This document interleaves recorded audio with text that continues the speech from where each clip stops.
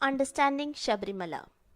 In this video, I intend to throw light on what Sabarimala temple stands for and why we must react to what's happening in Sabarimala. To understand Sabarimala, a person needs to be broad-minded enough to understand India and the way of life that governs the predominant population of people.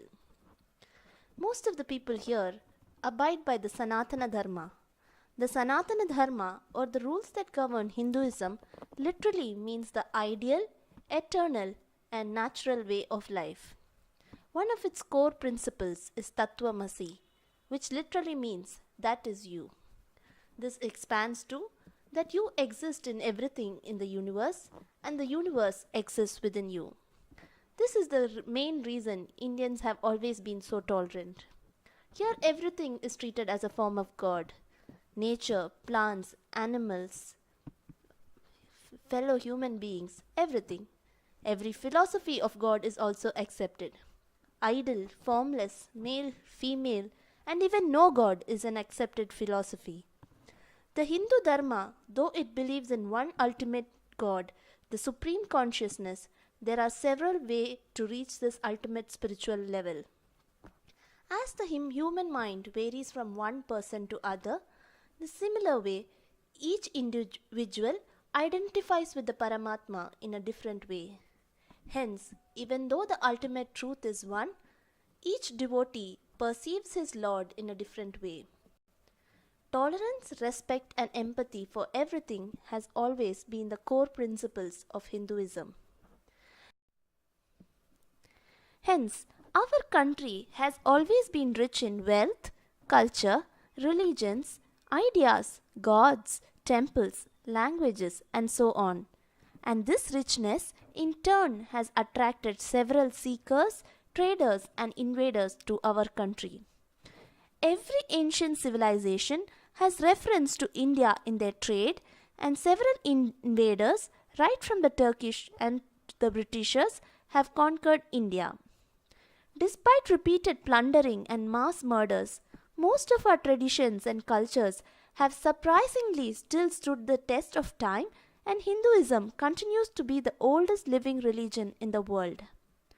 The secret to our sustenance, I believe, is the all-inclusive, tolerant nature within every Indian. Every invader has either got absorbed into the tolerant fabric of India, or when adharma, injustice, grows beyond tolerance, India has always reacted till Dharma is restored. Every period during which our civilization has seen decline, there have been several avatars of God in some form or other to make sure that justice prevails. Our scriptures show that numerous wars have been fought for the restoration of Dharma. When anybody tries to interfere in our religious freedom or our way of life, people will revolt. One of the best examples for this is the revolt of 1857. The main cause of this revolt was over a simple issue. A fresh batch of gunpowder cartridges was introduced by the Britishers in 1857, which was supposedly made of cow and pig fat. Refusing to bite the cartridge, the Hindu and the Muslim sepoys retaliated and spread the first fire of freedom struggle throughout India. This shows how important simple faith and customs are for people. Hence, throughout the world, every individual in their respective countries have religious freedom to practice their own customs. Right from birth, what we eat, what we wear, our festivals, our gods, till our death, we all act and live by certain customs. These customs give us a sense of identity, ethics, and also help in our spiritual growth. The best of the customs have been preserved for centuries and don't perish easily. Certain customs, on the other hand, die because they don't contribute to the society and are detrimental in general. So when a large number of people still believe and enjoy a certain religious spiritual experience, it is really unfortunate when there are impositions on its exclusivity. A society that has homogeneous practices are likely to perish faster than those with diverse practices.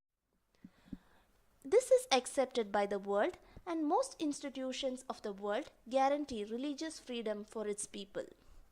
Our own Indian constitution have several clauses that allow members to practice their religion and guarantees freedom to practice their religious affairs. In spite of all this, how did the disaster at Sabarimala happen? Two young women from the Indian Lawyer Association filed a public litigation to the Supreme Court demanding entry of women in the menstruating age to enter Sabarimala. Whether it was a simple unconscious case done out of ignorance about this deity and Hindu practices, or whether it is a political conspiracy, only time will tell. But what is obvious is that it has caused pain to millions of ardent supporters and devotees, both men and women, who have been following the customs of Sabarimala with great sincerity for over centuries. The Sabarimala temple is located in the Periyar Tiger Reserve in Pathanamthitta district, Kerala. It's located in the scenic location next to the banks of river Pamba and is an ecological sensitive area. The temple is said to be around 800 years old and the presiding deity is Swami Ayyappan. Swami Ayyappan is supposed to be a Naishtika Brahmachari, and that means he is eternally celibate. In India, temples are considered as the house of gods. The devotees who wish to have darshan of Ayyappa are supposed to have a strict vridam of 41 days. During this period, the devotees refrain from eating non-vegetarian food, alcohol, tobacco, engaging in sex, and foul language. The devotees usually wear plain black or blue colored clothing, and they carry an irumudi with offerings for Lord Ayyapa on their head. On the way to Sabarimala, we can see the Vavar Swami mosque. This mosque shows the devotion of Vavar Swami to Lord Ayyapa. The role that this Islamic mosque has in the Ayyappa pilgrimage highlights the communal harmony and brotherhood that both the religions enjoy. Another unique aspect of this pilgrimage is the ideology behind Sabarimala. It focuses on the Tattvamasi principle, which means that all the pilgrims, whether rich or poor, learned or illiterate, master or servant, they are all equal before Lord Ayyapa. All the people who visit Sabarimala address each other as Ayyapa or Swami, depicting that they are all equal.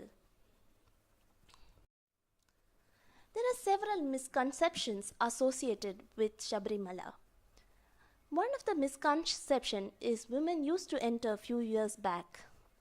This is not true. Though there are few stray incidents of where women have not followed the rules, the evidence from 1812 by two Britishers show that even 200 years back, young women and women in the menstruating age were not allowed into this temple. Another common misconception is that it is a Dharma Shastra temple and he has wives. This is an often seen misconception in Hinduism. In Hinduism, several deities have avatars. For example, both Rama and Krishna are considered to be avatars of Vishnu, but both these characters have extremely diverse characteristics and people associated with them. Similarly, Manikandan and Dharma Shastra are supposed to be avatars of each other. They lived during separate times, and Dharma Shastra was supposed to exist long before Ayyappan came.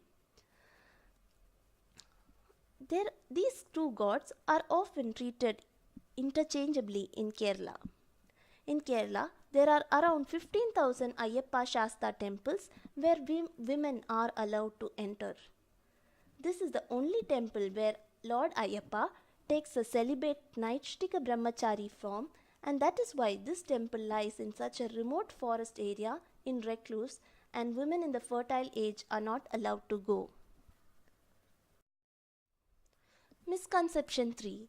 Why God is affected by the presence of a woman? If women in age group 10 to 50 are allowed to enter, the whole purpose and significance of this temple is lost. Lord Ayyapa is said to have made this temple his home in order to train the young men on lessons of abstinence and discipline. It is not Lord Ayyapa who is affected by women. Disciplining young men is the purpose of Sabarimala, and I don't think that will be possible if beautiful young women enter Sabarimala. Just because Kerala government is earning several hundred crores through Sabarimala, we can't make Sabarimala a tourist spot. It still remains a pilgrimage center with its own special rules and regulations. This leads to further doubts. Why do gods at temples need special treatment? Temple is considered to be the home of the presiding deity. Mata Amritanandamayi explains this with a beautiful example. She compares the god, the supreme god, to the fish in the ocean and the deity in the temple to the fish in the aquarium.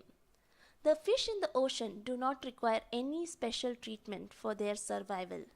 Oxygen, plants, everything is available to them. Similarly, the Supreme God does not require our devotion or treatment for his survival. But the fish in the aquarium, on the other hand, require oxygen, food, and time to time cleaning for its survival. Similarly, the deity in the temple has several special needs and the love of the devotees for their survival. This is the main reason gods at temples have special requirements. Astrology and Deva Prashnams and other occult practices are done to understand the needs of the deity from time to time. Misconception 4. There is gender inequality in Sabarimala. In a country which sees God in everything, living and non-living, do you think we would not have a place for its women? Impossible. In India, there are several lakhs of temples exclusively for female deities. Of these, the 51 Shakti Peeths are supposed to be exceptionally powerful.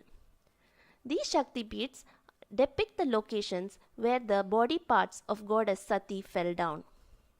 One of these temples is located in Assam and it is called the Kamakhya temple. This is the place which represents the place where the Sati's waist fell. In this temple, the goddess is worshipped in her menstruating form. I think this should be the only temple in the world where even the physical process of menstruation is worshipped. The Chakkakulattu temple in southern Kerala does Nari Puja for its female devotees. In this, the head priest washes the legs of the female devotees.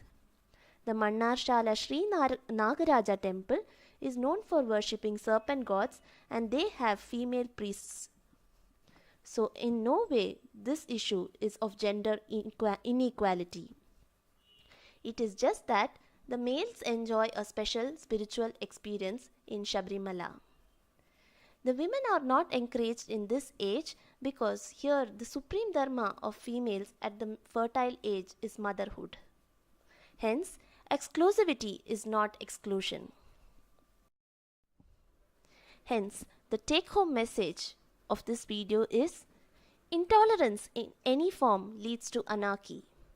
We have seen several instances in history where intolerance has led to great damage. No culture can live if it attempts to be exclusive. These are one of the great words by Mahatma Gandhi that we must all remember. So I urge all the people to be broad-minded enough to understand the principles of this temple and urge all people of India and the world to support the religious traditions of each religion. Thank you.